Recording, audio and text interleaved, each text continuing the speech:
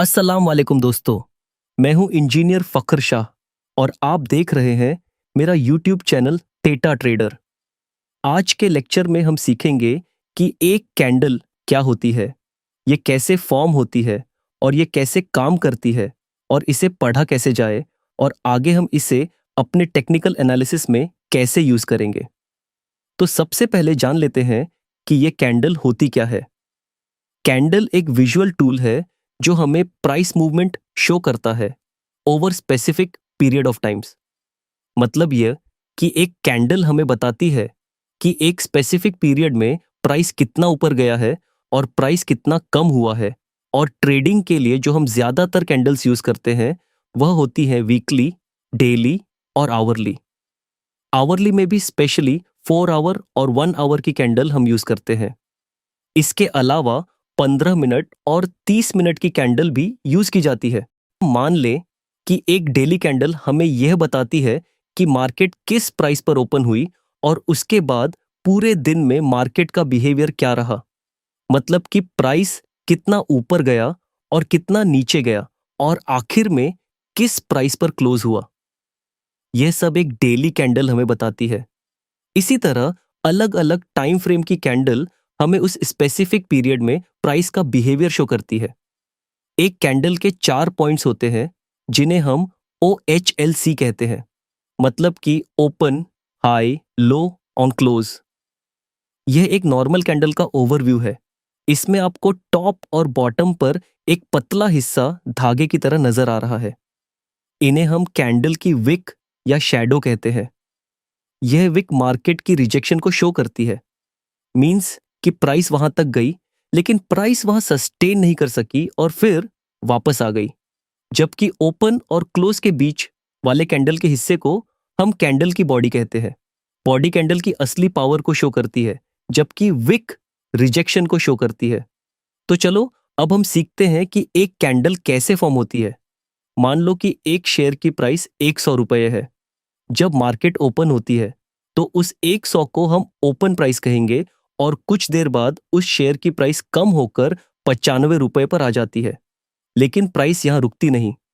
इसके बाद प्राइस ऊपर जाती है और 110 रुपए तक चली जाती है और प्राइस यहां पर भी रुकती नहीं और प्राइस फिर दोबारा नीचे आती है और 105 रुपए पर जाकर रुक जाती है और इसी पॉइंट पर हमारे मार्केट क्लोज हो जाती है। तो इस दिन में मार्केट का लोवेस्ट लेवल 95 रुपए था, तो इसे हम बोलेंगे लो प्राइस।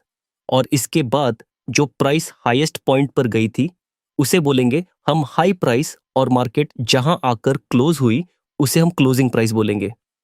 तो अगर इसे हम एक कैंडल में ड्रॉ करें तो ये इस तरह शो होगी जिसमें हाई प्राइस 110 रुपए, क्लोज प्राइस 105 रुपए, ओपन प्राइस 100 रुपए और लो प्राइस 95 रुपए। बहुत सारी कैंडल मिलकर एक चार्ट बनाती है। इसे हम बार चार्ट बोलते हैं जिसको आगे हम टेक्निकल एनालिसिस में यूज करेंगे। और इसी चार्ट से हम मार्केट की डायरेक्शन को जानने की कोशिश करते हैं कि मार्केट अब ऊपर जाएगी या नीचे। और इस बार चार्ट को हम आगे जाकर डिटेल में सीखेंगे। आओ अब हम जानते हैं कि कैंडल कितनी टाइप्स की होती है। कैंडल्स 2 टाइप्स की होती है। एक को हम बुलिश कैंडल बोलते हैं और दूसरे को हम बेरिश कैंडल बोलते हैं। अब जान लेते हैं कि दोनों कैंडल्स में बेसिक फर्क क्या होता है। अगर मार्केट ओपनिंग प्राइस से ऊपर जाकर क्लोज होती है तो इस मध्य में बनने वाली कैंडल को हम बुलिश कैंडल बोलते हैं।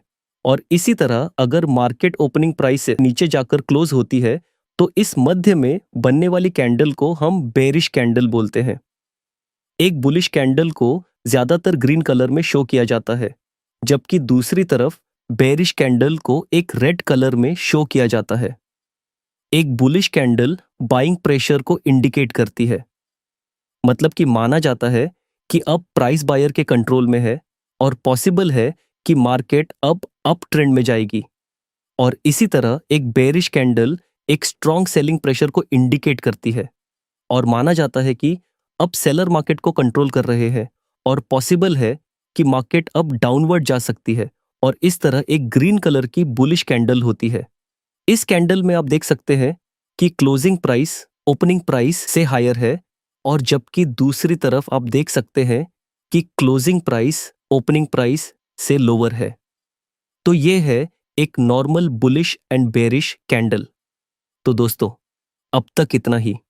उम्मीद करता हूं कि आपको ये मेरी वीडियो पसंद आई होगी, और अगर आपको ये वीडियो पसंद आई है तो इसे लाइक, शेयर और मेरे चैनल को सब्सक्राइब करना मत भूलें।